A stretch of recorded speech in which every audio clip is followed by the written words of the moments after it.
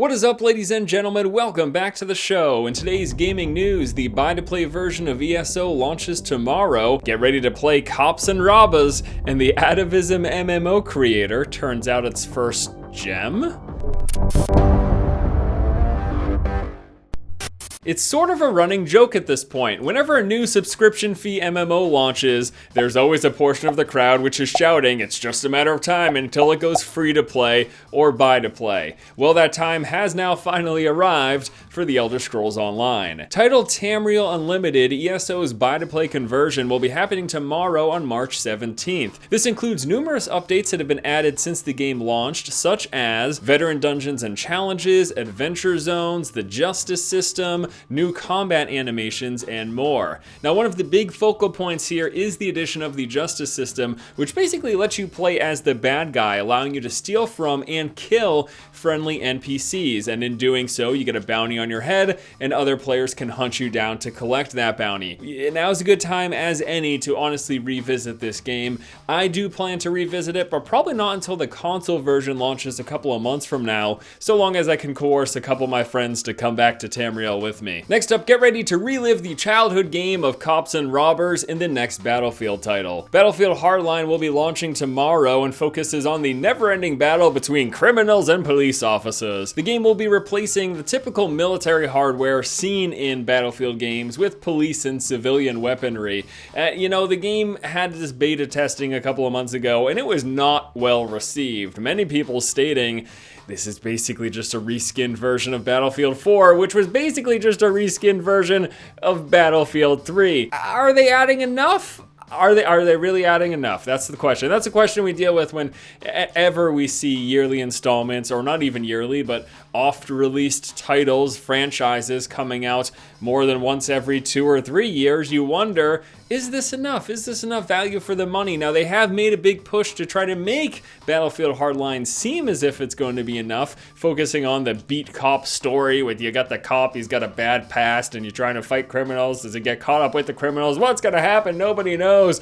And I don't know either whether or not this is going to be a good game. As always, we hope for good titles, and hopefully enough is coming to Battlefield Hardline to warrant a purchase. Expect reviews in the coming days before you make any purchase decisions yourself, unless you're just a hardcore Battlefield fan, in which case just throw your money at the screen. Go ahead, keep throwing. And last up in news today, the Atavism MMO creator has turned out its first gem. Titled Utheros, this is an upcoming open-world sandbox MMORPG. Now, rather than going into details, I figure we could just take a look at the trailer. Let's roll that clip.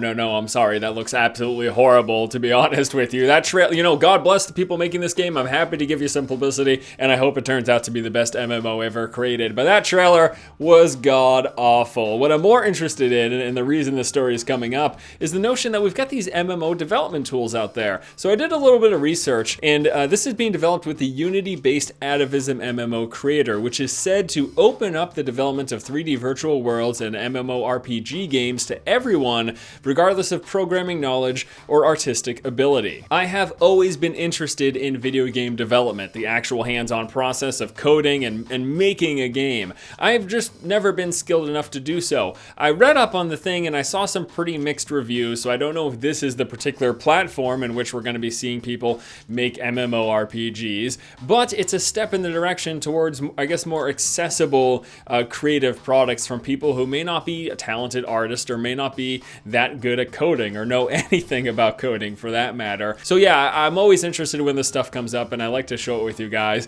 Despite the trailer for Utheros, again, God bless the do your best. Make the best game you can possibly make.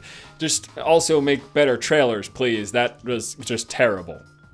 I'm just saying. All right, guys, that is going to do it for today's episode of The Force Feed. As always, thank you so much for watching, and please be sure to comment in the comment section below about any of the topics discussed here today. Once again, this has been Force, and you have just been force-fed. I mean, for God's sakes, they couldn't even change the name of the damn video file. The trailer is titled Utheros Trailer 1. That's literally the file name that they must have rendered the video as, and then they uploaded it to YouTube, and they couldn't even bother to change the title of the trailer. It just shows you how little effort was put in. I can't do probably half of the stuff they did with making the game, but you can at least just put in a little more effort. A little more.